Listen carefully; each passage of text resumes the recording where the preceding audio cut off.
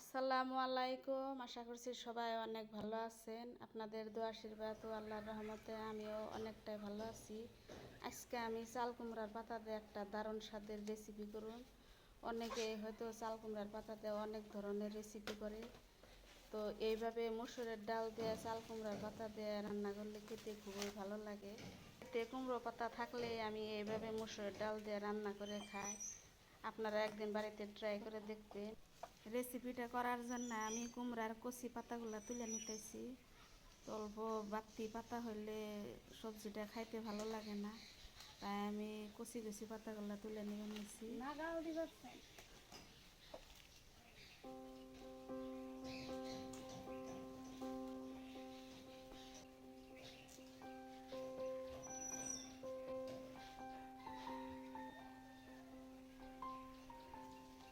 এই যে সব পাতাগুলো একদম কচি কচি পাতা।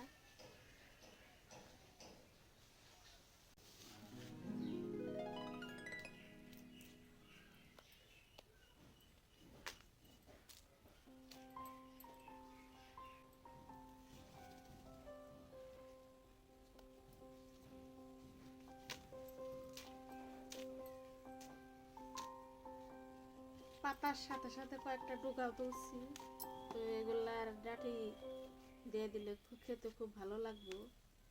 এখন পর্যন্ত যে যে ভাই ও বোনেরা আমার ভিডিওটা দেখতেছেন, প্লিজ একটা লাইক দিতে ভুলবেন না। আপনাদের একটা লাইকে আমার ভিডিওটা অনেকের কাছে পৌঁছাইতে সাহায্য করবে। বর্তমানে আমার চ্যানেলের রিচটা একদমই ডাউন হয়ে আছে। আমরা সবাই জানি বর্তমানে একটা ইউটিউব চ্যানেল মনিটাইজ করতে গেলে 1000 সাবস্ক্রাইবার ও 4000 ঘন্টা ওয়াচ টাইম পূরণ করলে একটা চ্যানেল মনিটাইজ হয়ে যায়। আমি অনেক কষ্ট করে ওয়াচ টাইমটা প্রায় পূরণ করছি, আর অল্প বাকি আছে, কিন্তু সাবস্ক্রাইবারের সংখ্যাটা একদমই কম আছে।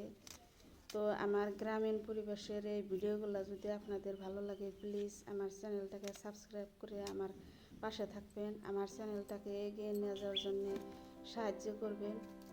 যে যে ভাই ও বোনেরা মনে অনেক আশা নিয়ে ইউটিউবে আসছেন, আমার মতো যারা যারা চ্যানেলটা মনিটাইজ করতে পারতেছেন না, প্লিজ সবাই একে অপরকে সাপোর্ট করি। আপনাদের যদি সাপোর্ট লাগে, প্লিজ আমার ভিডিওতে কমেন্ট রাখবেন। আমি কমেন্ট ধরে ধরে আপনাদের চ্যানেলে যাই আপনাদেরকে সাপোর্ট করব এবং আমাকেও সাপোর্ট করবেন। আমরা একে অপরকে সাহায্য না করলে আমাদের চ্যানেলটাকে এগিয়ে নিয়ে যেতে পারবো না। 2027 সালের আগে আমাদের চ্যানেলটা মনিটাইজ না করতে পারলে হয়তো আর জীবনেও কোনো দিন পারবো না। তো সবাই একে অপরকে সাপোর্ট করি।